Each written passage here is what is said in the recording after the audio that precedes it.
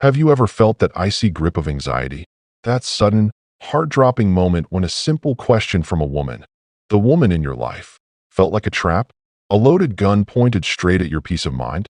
It's a question that, on the surface, seems innocent, harmless even, but answer it the wrong way, or even try to answer it at all, and you can unravel everything.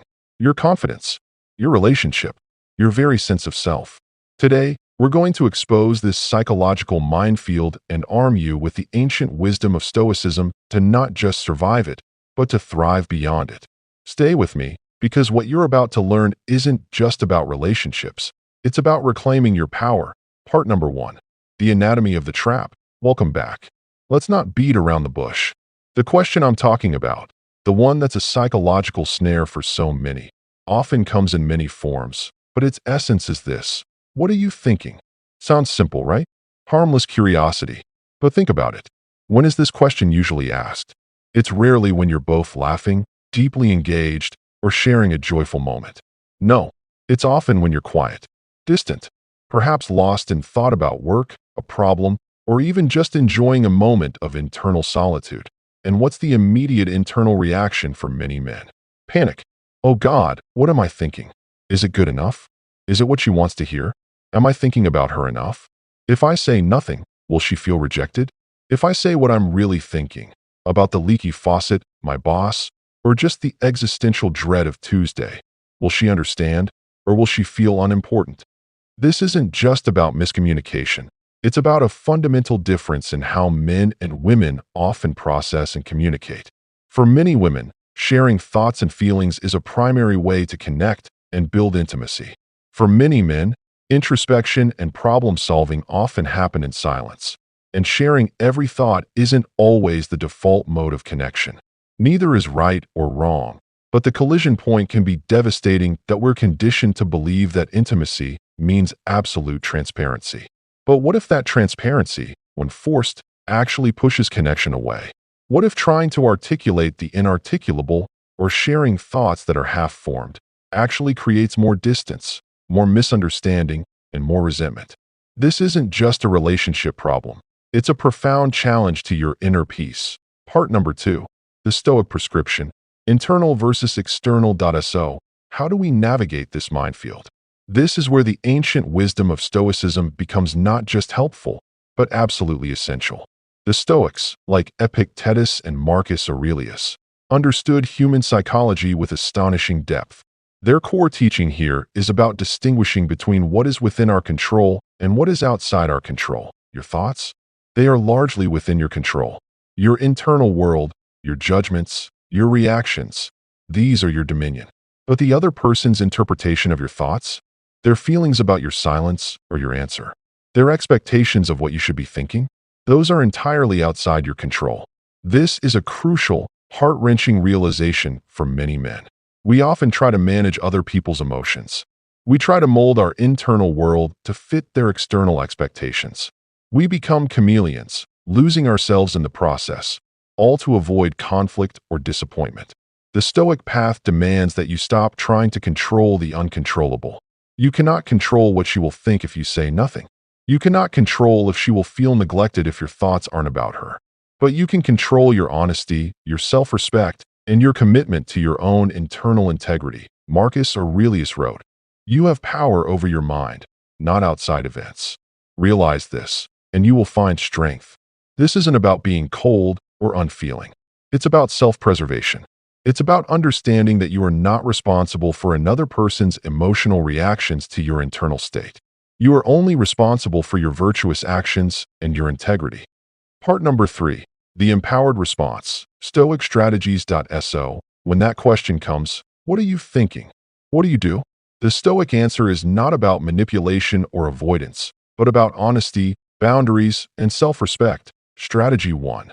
Be honest, nothing. If you genuinely aren't thinking about anything specific or are just lost in diffuse thought, it's okay to say so. But add context. Instead of a blunt, dismissive nothing, try, "Man, you know, my mind was just wandering a bit. Enjoying the quiet. Man, just letting my mind drift, actually. Why do you ask? Man, nothing heavy, just kind of processing the day." This isn't a lie. It's an honest, yet gentle, boundary. You're not inviting an interrogation into every fleeting neural impulse, but you're also not shutting her down completely. You're valuing your internal space. Strategy 2. The truthful, but not exhaustive, share. If you are thinking about something specific, but it's not something you want to dissect in that moment, share a concise, honest summary. Man, just thinking about that project at work, trying to figure out a solution. Man, I was actually just thinking about our upcoming trip, getting excited about it. Man, honestly, I was just planning what I need to get done tomorrow. The key here is brevity and authenticity.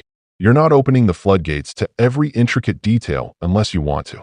You're giving her a window, not demanding she climb through it, and explore your entire mental landscape. This respects your autonomy while still offering a point of connection. Strategy 3. The "I'll tell you later" approach. Sometimes you are thinking about something complex or sensitive, and it's simply not the right time or place to discuss it. Man, that's a good question. I was thinking about X, but it's a bit of a heavy topic. Can we talk about it properly later when we have more time/when I've thought it through? This respects both of you. It signals that you value her curiosity and the importance of the topic, but also that you value your need for preparation and a proper discussion. This isn't avoidance, it's intelligent timing, a cornerstone of Stoic practicality. Remember, the Stoics understood that true virtue isn't about pleasing others at your own expense. It's about acting in accordance with reason, honesty, and courage. By employing these strategies, you're not just answering a question, you're asserting your psychological boundaries and maintaining your inner fortress. Part number 4. The deeper implications and emotional resonance. This might sound simple, but its implications are profound. When you consistently yield your internal world to external pressures, when you become a performer of thoughts rather than an owner of them, you slowly erode your authentic self. You become resentful. You become a stranger to your own mind. This isn't just about avoiding an awkward conversation. This is about protecting your peace. It's about building an inner sanctuary where your thoughts can exist without immediate judgment or the pressure to perform. This is true self-respect. And here's the most heart-touching part. When you respect yourself, when you stand firm in your authentic truth, you actually become more attractive. You become a source of strength, not a chameleon. A woman doesn't truly want a man who is a reflection of her every expectation. She wants a man with his own mind, his own integrity, his own calm center. This doesn't mean you stop connecting or sharing. On the contrary, when you choose to share from a place of genuine desire, rather than obligation or fear, those connections become infinitely more meaningful, more powerful, and more intimate. This Stoic approach liberates you. It frees you from the exhausting burden of trying to constantly anticipate and manage another person's emotional landscape. It allows you to be present, to be thoughtful, and to be truly you.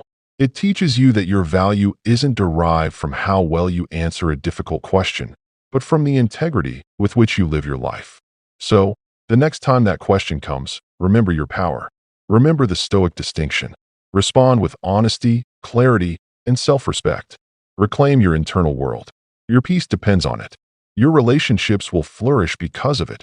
What are your thoughts on this? Have you encountered this question? How do you handle it?